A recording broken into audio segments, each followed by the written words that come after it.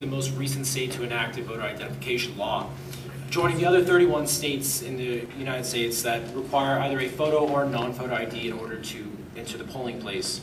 In the past few years, such laws have become a highly contended issue across the nation. One of the largest reasons that the Temple College Republicans support this bill is due to the fact that it helps to prevent election fraud. Election fraud is a very rampant yet very preventable problem, particularly here in the Commonwealth. Oftentimes we see individuals voting using the names of deceased individuals who've been long dead, and we don't find this out until long after the fact.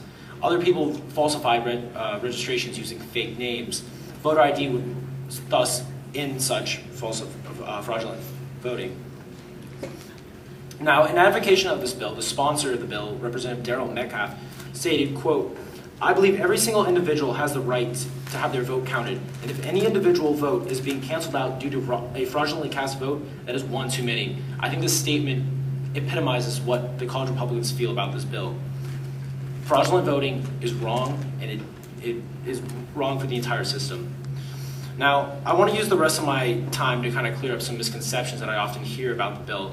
First of which, probably the biggest, is that it's somehow unconstitutional. However, in 2008, the Supreme Court heard a case entitled Crawford versus Marion County Election Board and ruled 6-3 in favor of the Indiana State Bill, of which the Pennsylvania bill is actually modeled off of. And it's because of this that any such appeals to this bill are really just futile and a waste of time and money. Another critique that I often hear about the bill is that it somehow inconveniences or burdens the poor. However, under Section 206 of the bill, it states that the Department of Transportation shall issue an identification card at no cost to any registered elector. And that's actually for this reason that Justice John Paul Stevens stated in his leading opinion that this was actually a reason for why he finds that this is not an unnecessary burden on the voter, which is what was argued against the bill in the first place.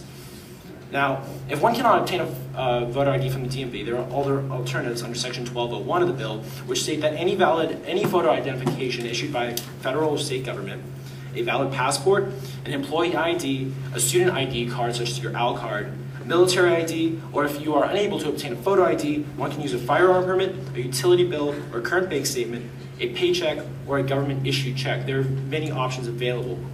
In conclusion, it is for these reasons that we as College Republicans strongly advocate in favor of this bill and stand with Governor Corbett's signing of the bill. Thank you. Thank you.